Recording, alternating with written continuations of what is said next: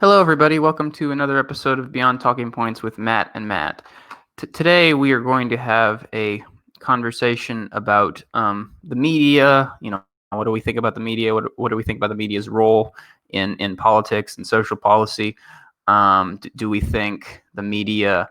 Um, do we think that its role is far deeper than just cable news? Are there certain philosophical ideas or certain cultural ideas associated with the media, or does the media uh, does the media factor into our worldviews at all?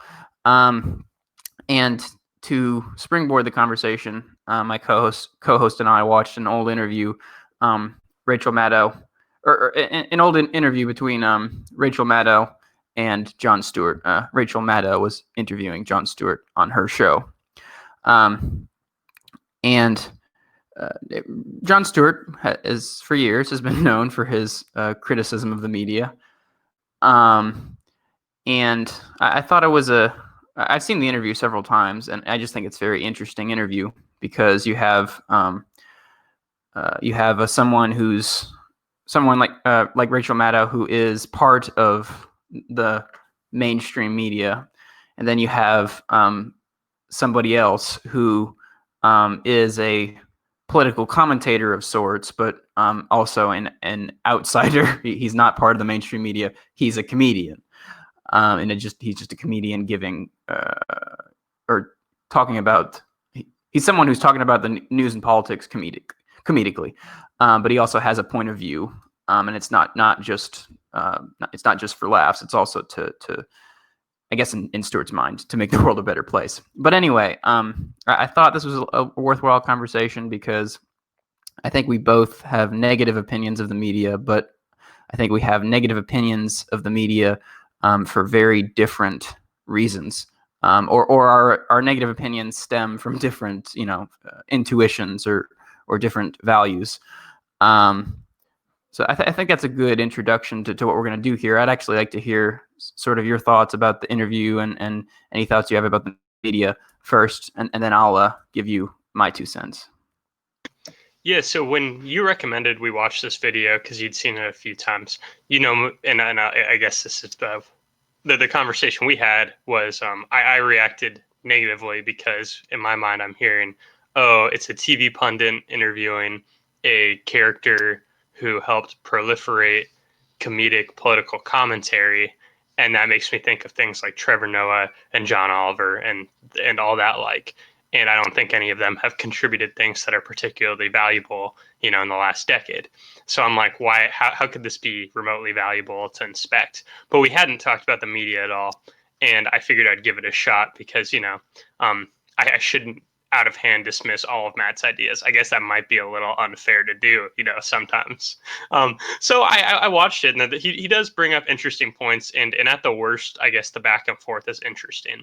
And it's because a lot of the meta-analysis of the news you see coming from mainstream figures is very self-congratulatory. I'd mentioned to Matt that I listened to all of Brian Stelter's new book, Hoax, and it's pretty self-congratulatory about CNN's coverage and only really criticizes Fox. And they admit that they get things wrong, but it's kind of like, but we're not like them at all. And Jon Stewart is kind of willing to push back on those types of thoughts. So it ended up being an interesting conversation. I have some like main takeaways, but I think you might do a better job going through your mindset because I kind of want to know what jumps out to you and maybe it's so noteworthy to you because there are a couple points where I'm like, I like that, I agree with that sentiment, but I'm not sure what I think caught your attention. So let's go from there.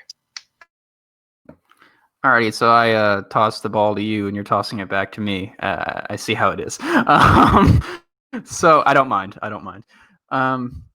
I've seen quite a few Jon Stewart interviews actually, and most of them about his thoughts and feelings towards the media. He did an interesting interview with He's done several interviews with when Bill O'Reilly was still on the air. He did a really interesting interview with Chris Wallace. Of course, one of his most famous appearances is on the show, which is no longer on the air, called Firing Line. And I just find Stewart's position on the media to be very captivating and very persuasive at one level, because it's emblematic of sort of this neoliberal consensus. The premise of the mainstream media is going with is you have Democrats and you have Republicans, and the Democrats are the liberals and the Republicans are the conservatives, and then you're battling it out. They both have opinions. It's kind of a toss up between who's right or wrong, which is why you have one of each side on your show, and they battle it out or they talk about they use talking points for 5 minutes, and then the viewers left to, oh, what do you think? And the interviewer generally doesn't pick a side. Sometimes they do, of course, but generally it's like, well, okay, it's that they both have a point, or they're both legitimate positions to have. So you just the interviewer attempts to be impartial, or attempts to show both sides of every question. But of course, there's a deep flaw in that idea, in that when the media is, when you see these like little debates or little conversations with people from one on the left and one on the right on various issues, it's basically the media saying that everything's 50-50, basically. So it's like if you go on if you watch a certain news channel and they're debating climate change, okay, you have someone who believes in climate change and someone who doesn't believe in climate change, and then they talk about it for a certain length of time, and the interviewer interjects with a couple questions here and there, and they call it a night. But then there's the question of, well, on that particular issue, is there really a debate at all? So I think my criticisms of the media are that's a key part of it, is the media is misrepresenting certain ideological debates, and it is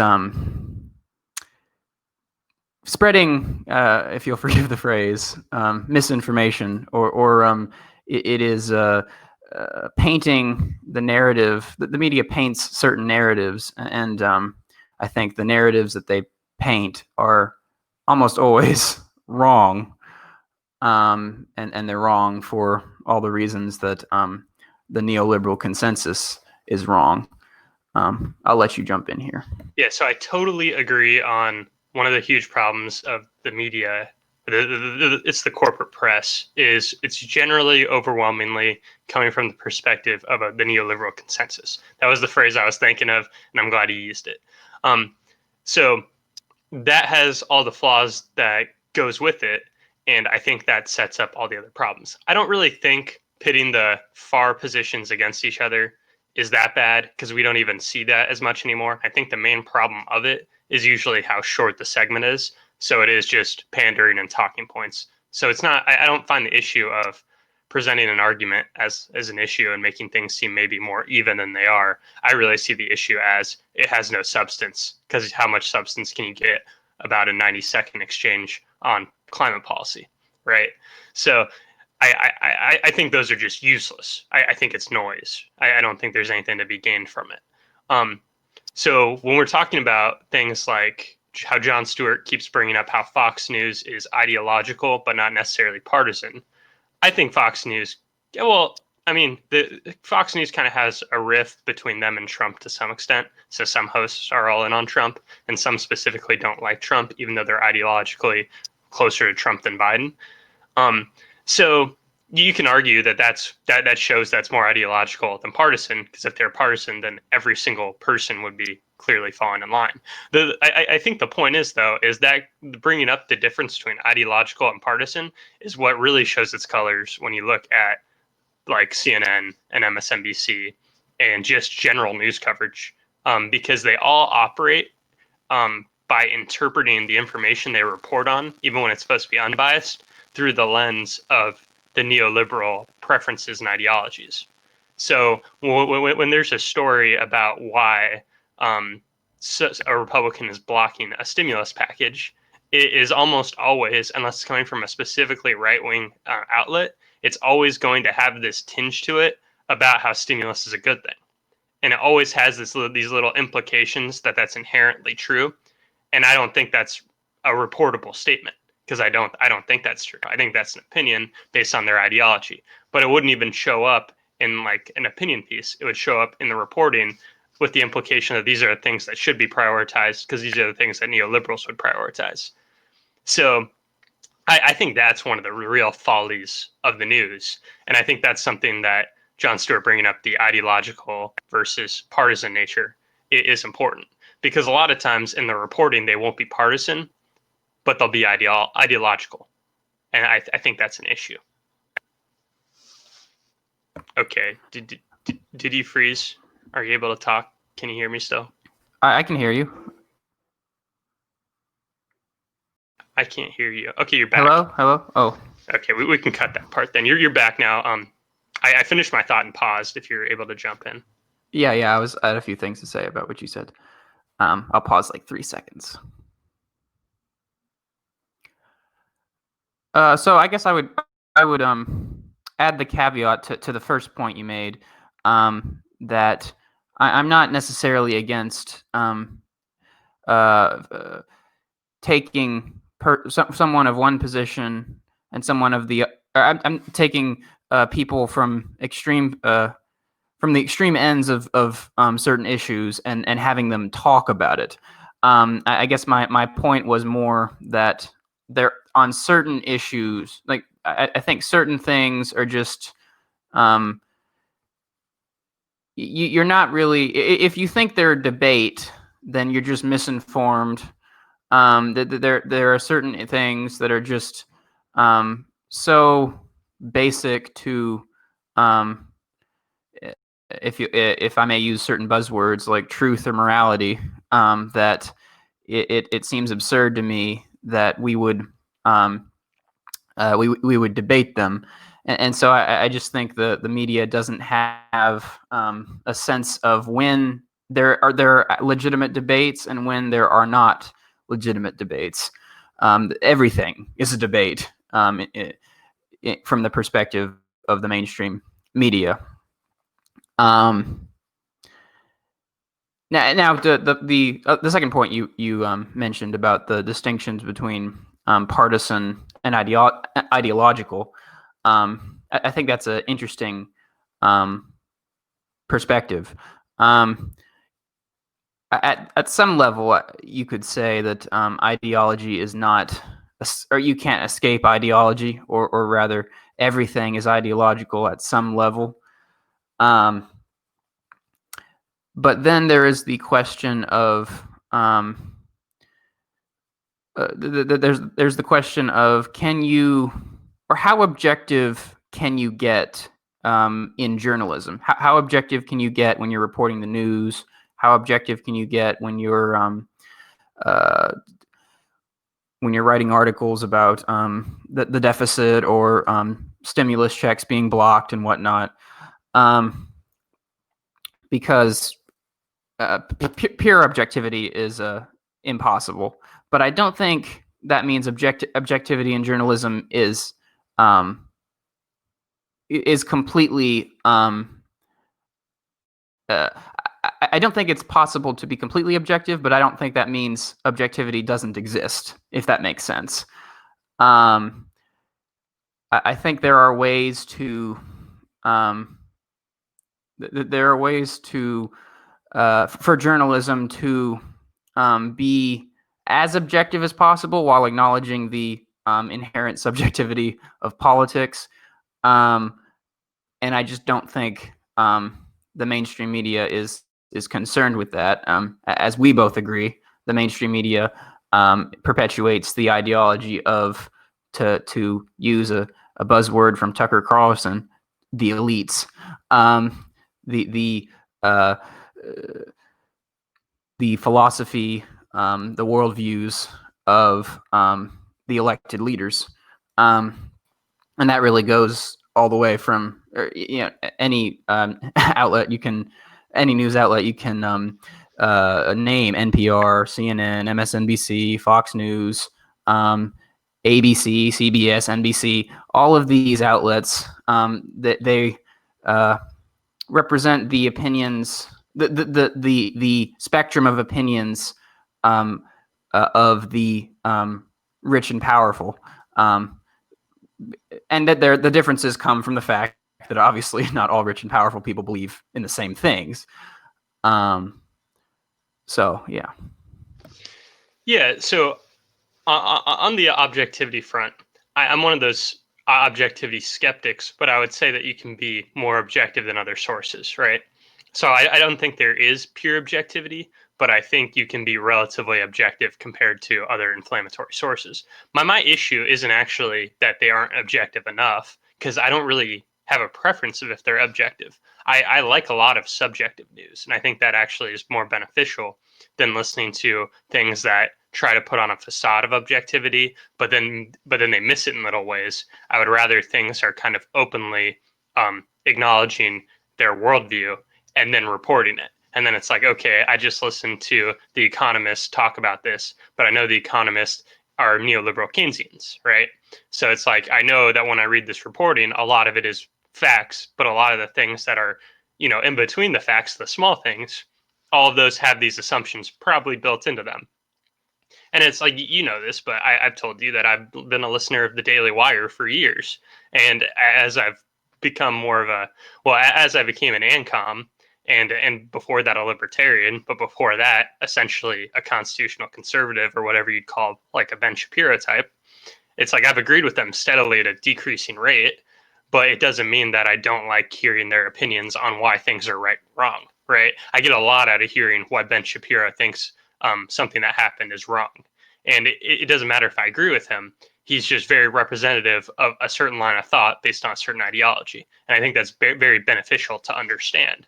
Now, if he pretended to be a news anchor and he toned down his rhetoric eightfold, but everything he was trying to communicate in his heart was towards the values he lives, then you're going to get different forms of messaging. But in the end, you might be able to uncover a similar ideology. So it's like I'd kind of rather them be out in front about it. And that's why I do find myself listening to a lot of heavily ideological news outlets, right? And I've told you that I listen to, sometimes I force myself to listen to Michael Moore talk on his podcast. Sometimes I listen to Pod Save America, another crooked media podcast. And it's because I think there's something there to be gained, even if it's just, oh, here's what people who share their partisanship or ideology, what are the things they're spouting right now.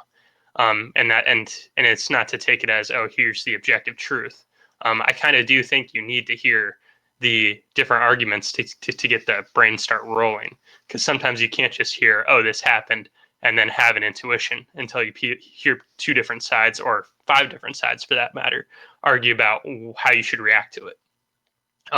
So I don't think objectivity should even be the goal a lot of the time. I just think the issue is like if you had the Washington Post, the Washington Post saying democracy dies in darkness, and then putting on the facade of being objective. But then if you read the reporting, you're like, well, all these stories are the kinds of stories that neoliberal would cover, and they're covering them with those same assumptions. Then you're not being objective at all.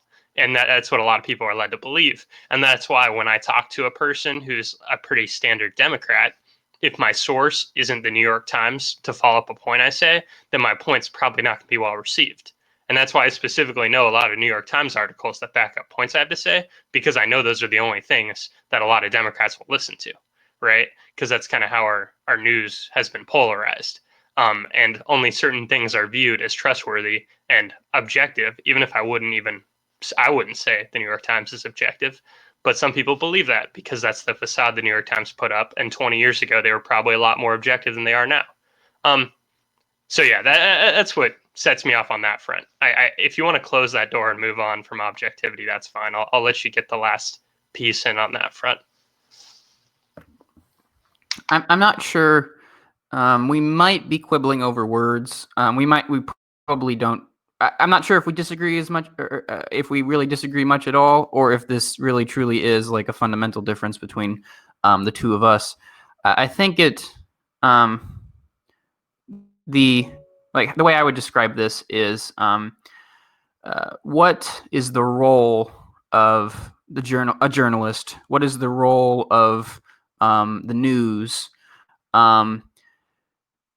Are there different kinds of journalists and different kinds of roles you could fill? I mean, that there is someone like a reporter who is solely focused on giving the facts and going to certain countries or certain events and just reporting what they see and interviewing people and writing up articles. There are opinion journalists and pundits, which earn a living by giving their perspective on certain cultural and political and social issues. So I think it's a question of are you, or is somebody, is a news outlet or is a person upfront about what they're doing?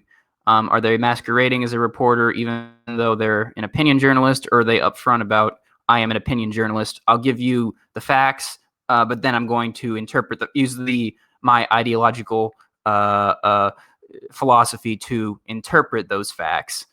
I think that the mainstream media tends to blur the line between reporters and pundits.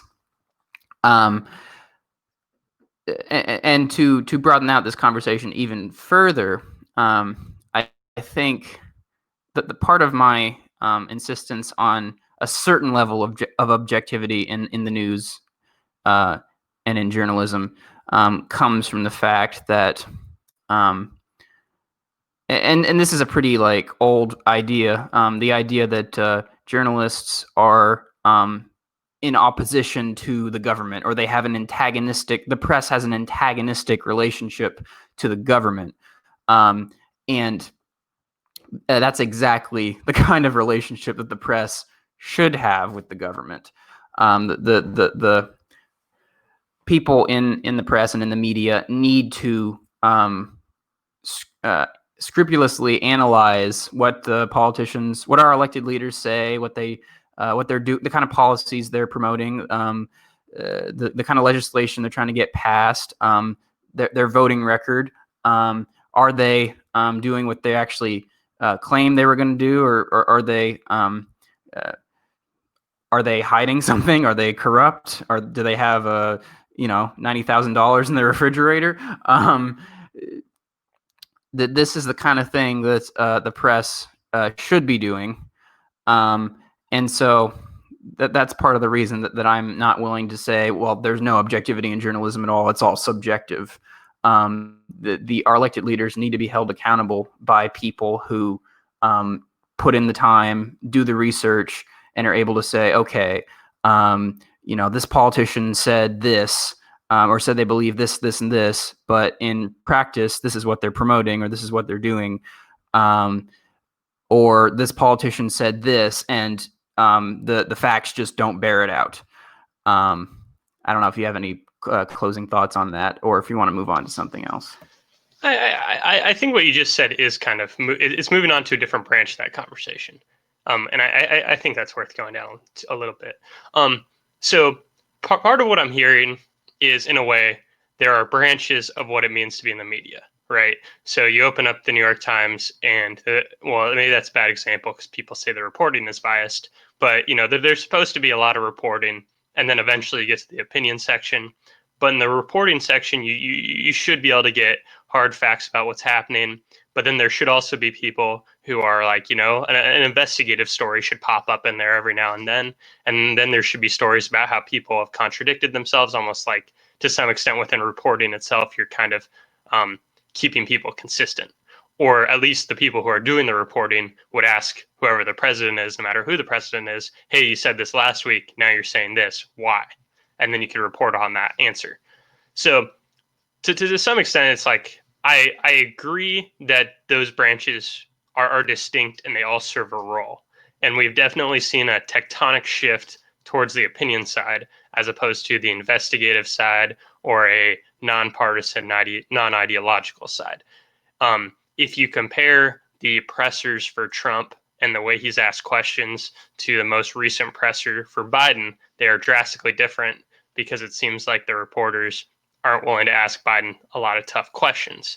And then Trump opens himself up to be asked a million tough questions because he just says things all the time, regardless of previous positions or consistency, right? So to some extent, yeah, it could be better if there was outlets that were willing to, I guess, non-ideologically investigate the people in power at all times. But right now you only get Project Veritas only investigating liberals, and then you only get the New York Times going out of their way to track down Trump's taxes. And you don't see a lot of people targeting their own team. And that's just the partisan nature. I don't know if I'm willing to argue that's a bad thing, because if you really want to be motivated and have motivated investigative journalists, then if you tie in the skin of the game of needing to get the other side, then I feel like that is motivating and you are more likely to find dirt that way. But in the end, after, I guess that's just some thoughts. I don't really have conclusions on that part. But my overall thought is I'm okay with the shifts in the media complex because the way people use media is how they want, right? So if more people are listening to Ben Shapiro and less people are reading reports about like the straight up news from like, I don't know, the Associated Press website, I'm kind of okay with that because Ben Shapiro does give some facts. He chooses the way he covers, and that's going to be ideological.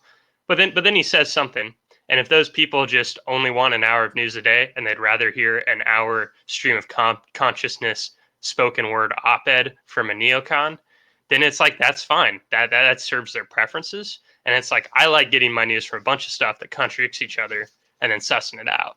But I understand why a ton of people wouldn't want that. So I don't really think that there's a normative, way that it should be run. But I can see how there are issues or potential issues with how things are going. And those are things to keep our eyes on for another 10 years. Because in another 10 years, it might only be Project Veritas and a left-wing equivalent doing any investigative research. And then it's like, well, that's going to have implications on who's running for office and who's having scandals leaked and stuff like that. So there's definitely a shift that needs to be observed and recognized. I agree with that much. I think this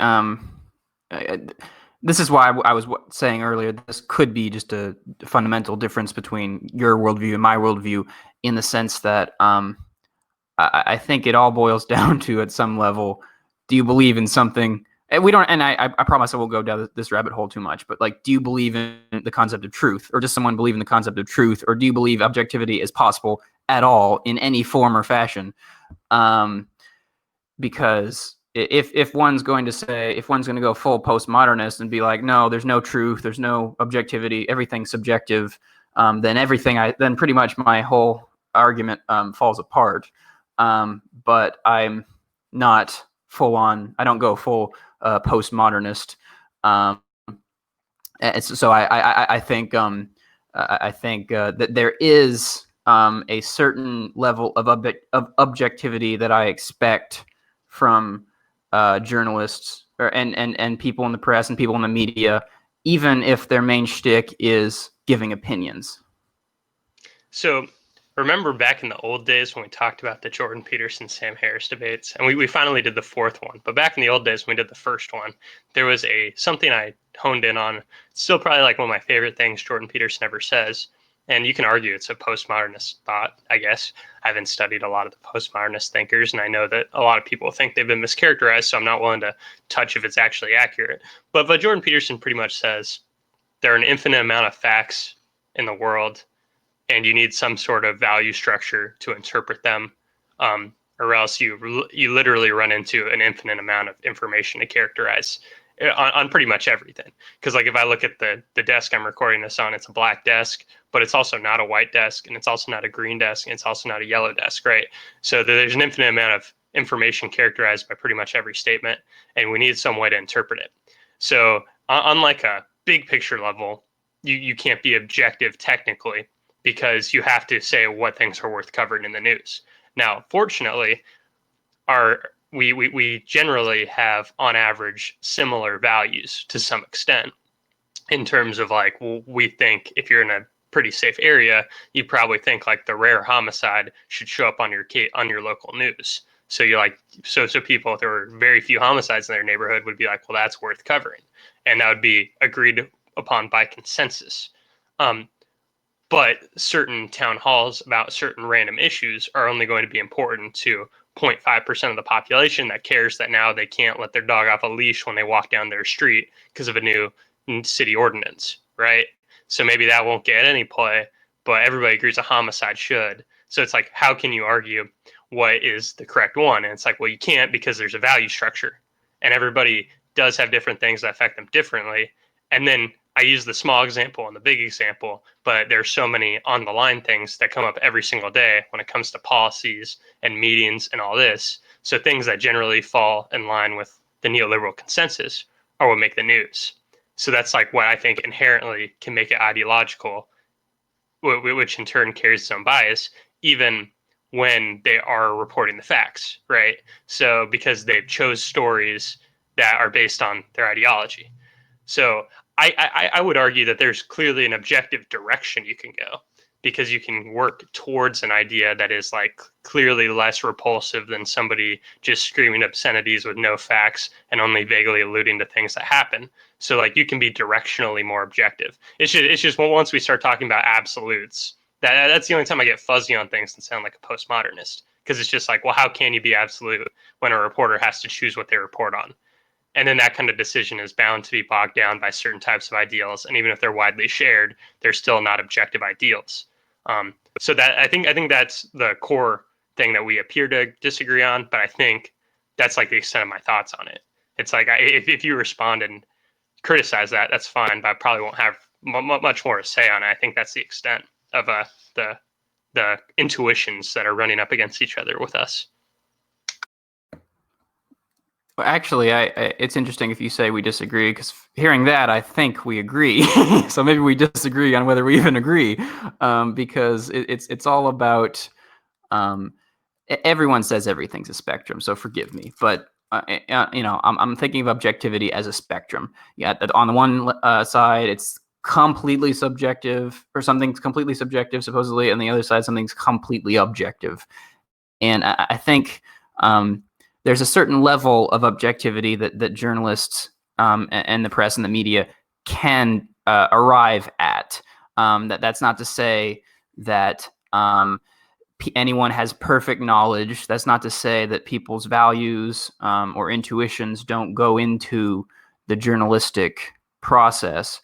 But there's a way to there's a way to report on the news and report on politics, which I think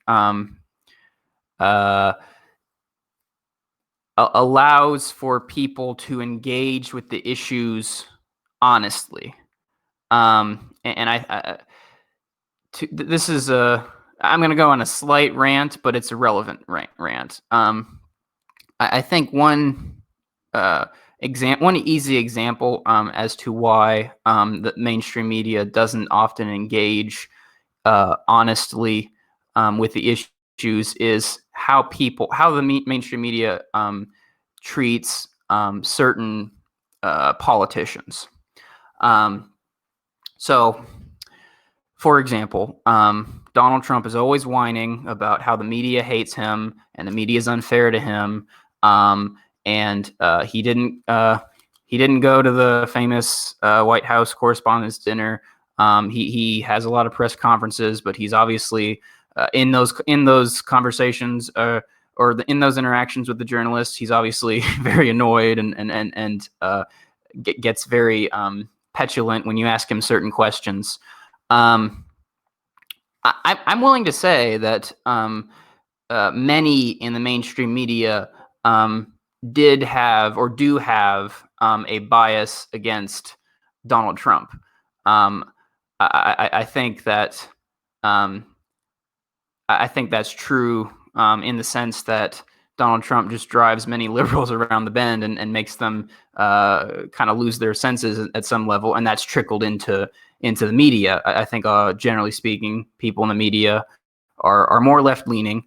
So that I'm not gonna say there is no basis, I guess, to Trump's charge or Trump's accusations.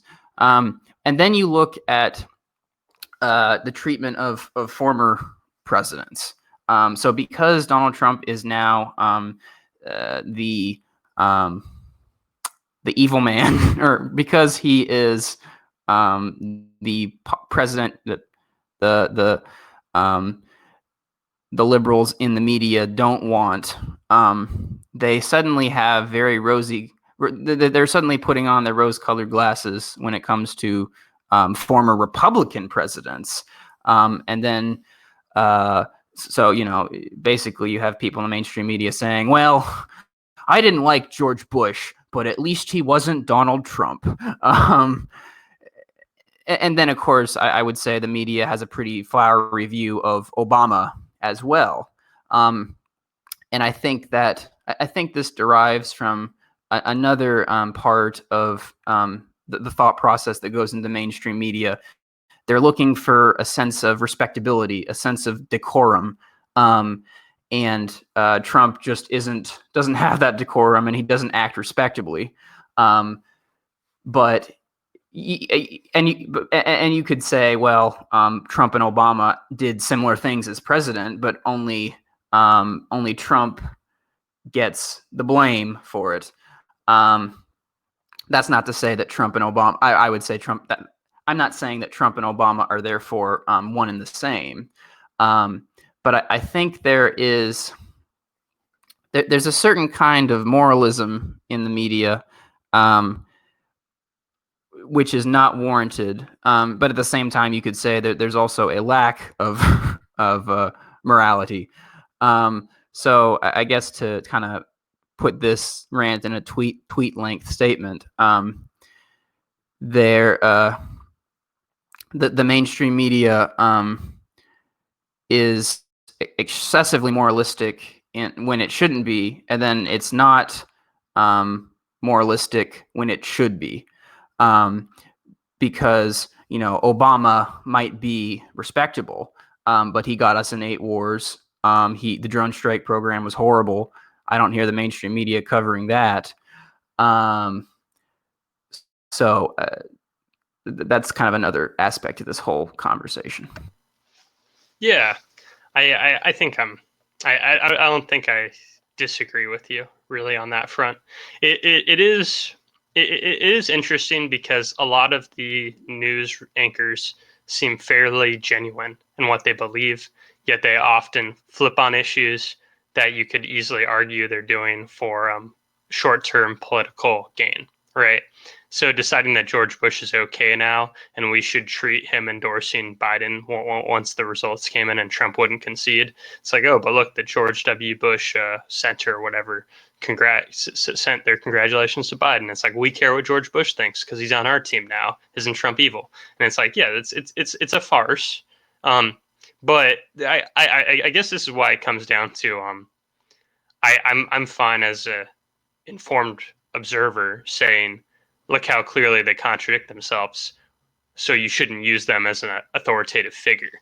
And I think that the biggest problem is these neoliberal outlets that do things that are partisan for short-term gain are treated like they're authoritative. It's almost like you could cite CNN in a conversation and people, some people at the left would think that that's valid inherently, without doing their due diligence and confirming whatever is the source of what CNN said.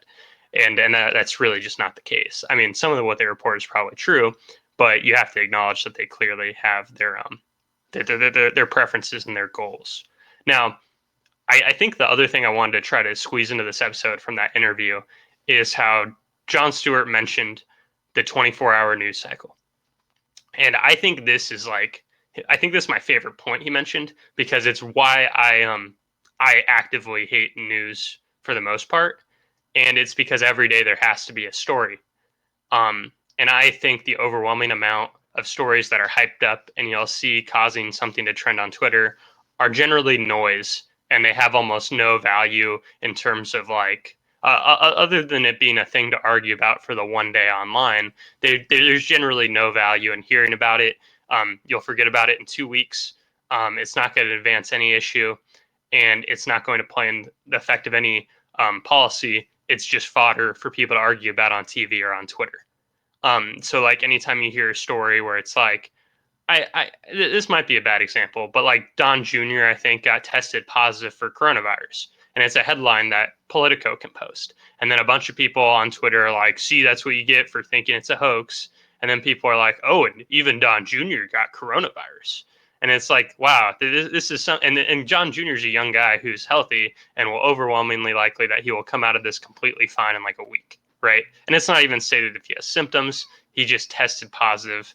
So it's like, well, what does that even mean? So it's not used as like an example to have like a conversation about something substantive. It's just like, look, a Republican got coronavirus. We can, a bunch of people can overreact about it. And then people on the right can go, wow, it's so weird how the left is glorifying somebody being sick on the right. Aren't they heartless? And it's just fodder. And it's just fodder for people to be partisans. That's what I think is the result of the 24-hour cycle. And I think that's why news is just so baseless or useless a lot of the time. So how do you feel about what Jon Stewart said, and then my commentary on Jon Stewart's thoughts? So I kind of want to, in this point in the conversation, begin to think a little bit about why the media is the way it is, or what are the what has led the media to be the media that we know. Jon Stewart would say the media is sensational. He says it's conflict oriented. He says it is perpetuating differences that truly don't exist. And an easy example of like sensationalism and the media being conflict oriented goes back to Donald Trump. So a few minutes ago, I just acknowledged that I think Trump has there is some anti-Trump bias in the media. I think you can also blame the media at some level for Trump's election. And why is that? I blame the media because there were people around 2016 who said, Trump's good for ratings. Keep talking about Trump. And because Trump is just a crazy person at some level, it's like, oh, here's a crazy person running for president. Here's what he's saying. We're going to talk about this for an hour. So it's like, okay, the media has some bias against Trump, but they also helped get him elected in the first place. And I guess I bring that up to springboard the conversation of why does the media function as it does. The 24-hour news cycle, I suppose, is a part of that, in the sense that certain people got the idea in their heads that that people need constant stimulation. That they need constant. They need to be fed information about news and politics and culture constantly, and so I guess what I'm trying to get at is a definite distinction between you and I. I think, I guess one reason I wanted to talk about the media was because, from what I understand, and correct me if I'm wrong, but I take your issue with the media is almost is similar to your issue with democracy, in the sense that this represents at some level mob opinion or the majority opinion, or at least the sensationalism or the conflict, the media being conflict oriented stems from just the flaws within human nature. And so in other words, you can't. I think you would say you can't blame the elites for having sensational media, because people want sensational media because people are sensational. And I think Jon Stewart would probably disagree with that, and I think I would disagree with that. I think people are more reasonable than is sometimes suggested, and I think I don't think this the current media landscape is necessarily or it necessarily comes from the flaw with the common person. How do you feel about any of what I just said? Yeah, so I take your point. I don't know if I don't think it's an accurate evaluation of why I think the news is a problem when it's contingent with democracy. So I don't think news, like partisanship and bias, is the news. I don't think news can be as bad as it is because that's what people want. Because I mean, in the last like 5 years, we've seen so much, decreases in ratings across all the, corporate media into more alternative sources. And it's because people don't really like the corporate media stuff, right? People would rather listen to Ben Shapiro cut an hour-long op-ed than listen to what is supposedly objective journalism from like CNN or Bloomberg. So it's people are shifting to things that they feel better suit their needs. I don't think that's a problem, and I see people shifting from the sensationalism to some extent, but then you go on Twitter and everybody is sensationalizing. My example before of Don Jr., getting coronavirus. So part of it, some people like point scoring. Some people are partisans and they want to point score on their opponents, and then they see that the big story of the day is, look, Donald Trump Jr. has coronavirus, I'm going to go score points, and then laugh at people who I'm going to allege have viewpoints I disagree with. And it's like, okay, that's fine. There are people like that, and that's okay. My issue, my biggest issue with the news is the general neoliberal worldview being shoehorned into everything, and how authoritative it's viewed by the public, even though the average person doesn't know enough about the basic foundations and assumptions neoliberals make to properly evaluate if they agree with the neoliberal worldview. So, and the example I give, I guess I could give off the top of my head, is imagine that there's a policy that somebody hears about and their intuition is to think it's good, and then whatever reporting site they read, oh, the Congressional Budget Office scores this policy as being revenue neutral over 5 years. And it's like, and I apologize for the cat in the background. But it's like, okay, that sounds like information that doesn't sound particularly biased. But it's like, okay, but the average person reading that, if they already agree with the policy, don't know anything historically about anything the Congressional Budget Office does. And if you click on like a hyperlink, it might be like, oh, they're a nonpartisan group. Okay, well, what does that really mean? Well, nonpartisan generally means they'd use a bunch of basic Keynesian assumptions in their models. Well, it's like, well, do you agree with economic Keynesian, the validity of economic Keynesian, of like the arguments that underlie that economic philosophy? And it's like, well, maybe not.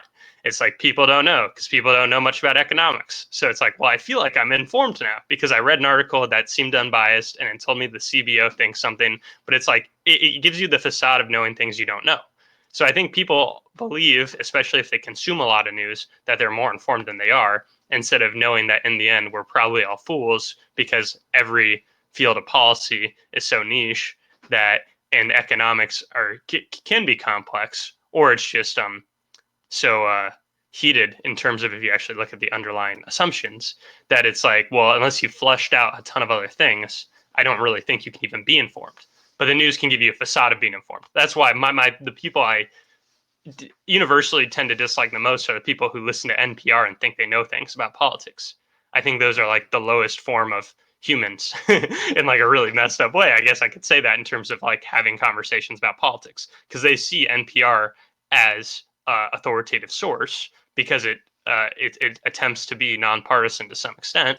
So then they walk away from listening to NPR, a couple times a week, thinking that they have a good view of all the issues. And it's like, you don't, because everything that an NPR tells you is authoritative is based on what the neoliberal worldview thinks is authoritative. And that might not be true, and you don't know it. So you're just operating on an appeal to authority that you've never thought about. That's my problem with the news. And the other thing I would say is there isn't a good reason to know all those things that I brought up. There's no reason for a person to be motivated enough to look into all these things that I've noted unless they weirdly had the hobby of doing it, as opposed to just being a citizen who exists and is like, well, maybe I should listen to some stuff. See, if you only listen to some stuff, you're at best going to have the facade of being informed based on taking people's words as true and authoritative when they probably aren't, or maybe not. That's my real problem. So I think a lot of what they say isn't legitimate and it's treated as legitimate. I don't think it's because people are stupid. It's just like, why would somebody? And plenty of smart people are used as the authoritative sources, but smart people are wrong all the time, which is why there's Nobel Prize winners who directly conflict with other Nobel Prize winners. So how can you expect a random person on the street to evaluate this? And it's like, you can't. So even if they take in a bunch of news, it's like they're not going to be informed. That's and I comfortably stand there, and I know you disagree, but that's just the conclusion I've come to, because I used to be a person who listened to NPR and thought I was informed because of it, and I wasn't at all. So in my head, I attributed to you a conservative talking point, which I think you might have said something similar like months ago. I don't remember exactly what you said, but I'm glad to hear your opinion is far more nuanced than I gave you credit for. So sorry about that. But I guess when we're talking about issues with the media, I don't want to. I think some people do chalk it up to, well, people are stupid and they're going to watch stupid stuff, and therefore the news is stupid. I think that's a very lazy argument that I often do hear people make. I think the issues of the media are far more about neoliberals wanting everyone to be to go along with neoliberalism. So that really, I guess, is like the overarching my overarching critique of the media. And I think because that's my overarching critique of the media, I think the media could be run very differently. You know, it's funny, you mentioned earlier how people view the New York Times as an authoritative source, and they shouldn't. But I think we can the media can be crafted in such a way as to warrant being an authoritative, finding authoritative sources out there. But I just don't think that the current media landscape has many authoritative sources. But I think the golden rule of journalism is that I should be able to trust that the journalists know what they're doing to some extent, or are going to be honest with me to a certain extent, despite their biases. And I just don't have that. I don't think journalists on average are doing that, especially journalists in the mainstream media. And that upsets me. And to take it back to I guess the opinion you potentially ascribed to me before this conversation, in somewhat defense of that position, I will say, as accessible as this podcast is on several podcasts, on several podcatchers, you can just as easily spend the hour listening to a Cato Institute event where an expert talks on some esoteric policy. So sometimes they have broad conversations or more interesting ones, but like Brookings Institute, Cato, all these like think tanks bring in academic people to talk on issues for hours all the time. And they definitely are not popular podcasts by any standard. If you tried to find the most popular one, and you compared it to like a middle like Pod Save America or something much smaller than Pod Save America, even, it's still probably like powers lower in terms of viewership. And it's kind of inevitable because it's not that fun to learn about a random esoteric policy when you could listen to a YouTuber talk about something for an hour. It's probably way more entertaining too. And since it's something that's people use to listen to for entertainment or to put on in the background, you want it to have some level of entertainment. And watching presentations is never going to be that. But if you want to get beyond talking points, haha, you kind of have to expose yourself to that stuff every now and then, and it's just not fun for the average person. So to some extent, I am blaming people for being stupid rubes because, like, oh, you don't want to listen to a 2 hour long lecture about monetary policy and and why it's important to do certain monetary policy things, or like why stimulus can be counterproductive, but the measurements people use will show it being productive even if it's not actually better for people. It's like, oh, yeah, we can argue about what GDP means and if it's a good metric and why stimulus will inflate it, even if it actually has a negative effect on 8 other metrics. It's like that's conversation, but you're not going to hear that on like Fox or Bloomberg. You're going to hear that when you watch like a Cato Institute lecture that's point by point, and people aren't going to watch Cato Institute lectures point by point. So it is a little bit of of that point, but I think there's a better nuanced argument of that point that I don't even fully hold. But I would be like okay defending that point. It's like there's a reason why people don't listen to policy podcasts, but they listen to comedy politics podcasts like Jimmy Dore. And it's not to say Jimmy Dore has no substance. I find him entertaining and he has things that are delightful to say sometimes, but you can't compare him to, in terms of the rigor, you can't compare him to like a bunch of experts on a panel. And a lot of those experts could be totally wrong, but it's just a different kind of information. And I know we're running long, so I'll let you get the last word in before we wrap up. Okay, in terms of what I ascribe to you, I'm gonna put that in the half right category. Half right. I was half right. I'll take it.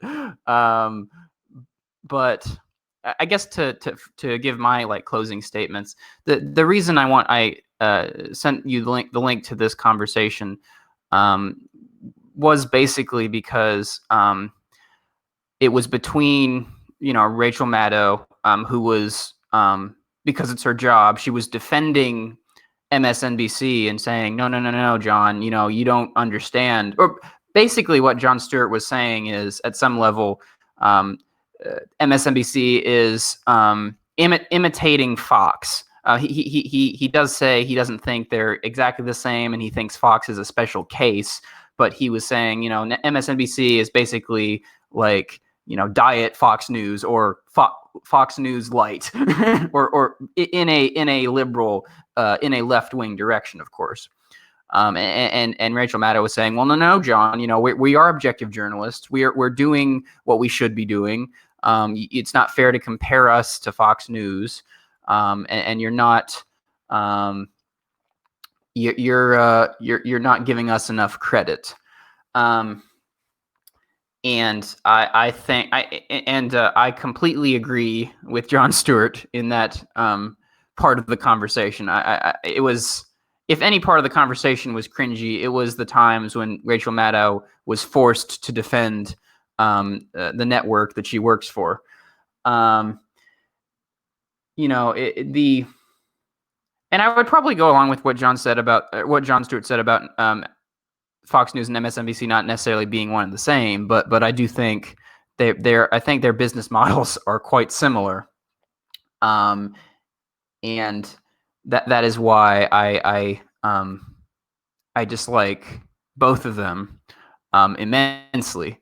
I watch a fair bit of mainstream news from the mainstream media, but I watch it fully aware that of the narrative that is that people are attempting to persuade me of or convince me of, and at some level I am I'm willing to say that Fox News and MSNBC are just two like interpretations of that overall narrative, or two slight variations of that overall narrative. So so at the end of the day, that was really why it piques my interest and why I've watched it several times. I like the fact that Jon Stewart is willing to have these conversations with these people on these networks and call them out and say, you're not doing what you think you're doing, or you should probably do something a little different if you want to think of yourself as this